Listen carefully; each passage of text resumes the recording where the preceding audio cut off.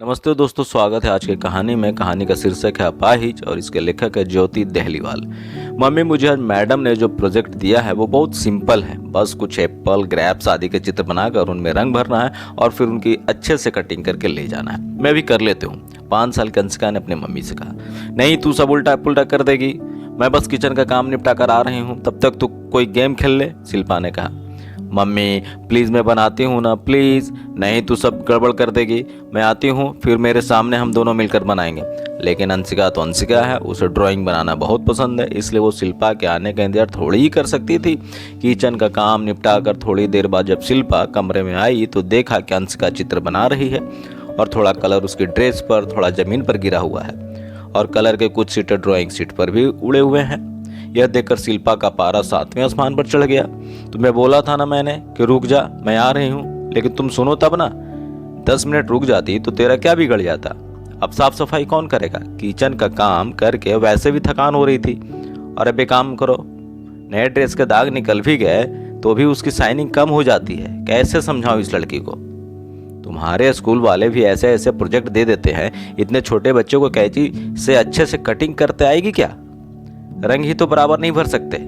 जितना drawing sheet पर उपयोग नहीं करते उससे ज्यादा इधर उधर गिरा देते हैं। तुम अपने आप को सुपरमैन समझती हो क्या, जो सब कर लोगी? मैंने कहा था ना कि मैं आ रही हूं। शिल्पा लगातार बड़बड़ किए जा रही थी। सॉरी मम्मी, लेकिन मैं बनाऊंगी, नहीं तो सीखूंगी कैसे? पहले चीजों को संभाल कर इस्तेमाल करना तो सीख लो, फिर ड्राइंग बनाना सीखना।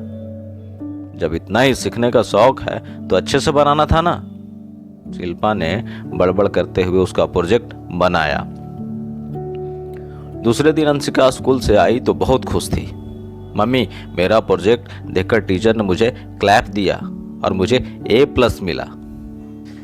A+ तो मिलना ही था, तुम्हारी मम्मी ने इतने अच्छे से जो बना कर रख दिया था। इतना सुनते ही अंशिका का चेहरा उतर गया। हाँ मम्मी, प्रोजेक्ट तो आप ही ने बनाया था, मैंने तो कुछ बनाया ही नहीं था। मतलब वो क्लैप और A+ दोनों आप ही को मिले हैं। काश आप मुझे बनाने देती। ऐसा कहकर अंशिका चली गई। कौन चली गई? अंशिका। शिल्पा A+ ग्रेड मिलने की खुशी में इतनी मगन थी कि अंशिका की उदासी की और उसका ख्याल ही नहीं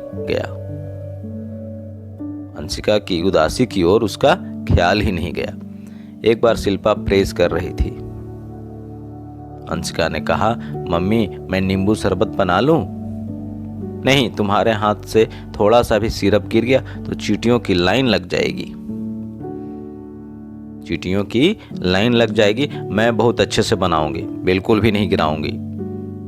आपने नींबू का शरबत बनाकर ही तो रखा है ना फ्रिज में। सिर्फ फ्रिज में से निकाल कर थोड़ा सा सिरप ग्लास में डालकर उसमें पानी ही तो मिलाना है।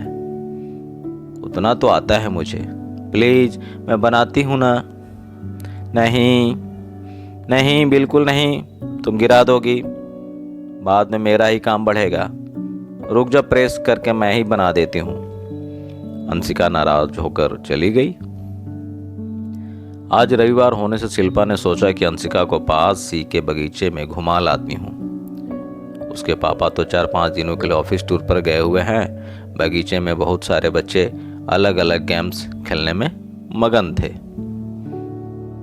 एक 10-11 साल के बच्चे को उसकी मम्मी व्हील चेयर पर लेकर आई थी। उसे देखकर अंशिका पूछने लगी, मम्मी वो भैया तो मेरे से बहुत बड़े हैं, फिर वे अपने पैरों से क्यों नहीं चल रहे हैं? वे चेयर पर क्यों बैठे हुए हैं? उनकी मम्मी को उनकी चेयर पकड़कर चलना पड़ रहा है। वो अपाहिज हैं बेटा, वे नहीं चल सकते।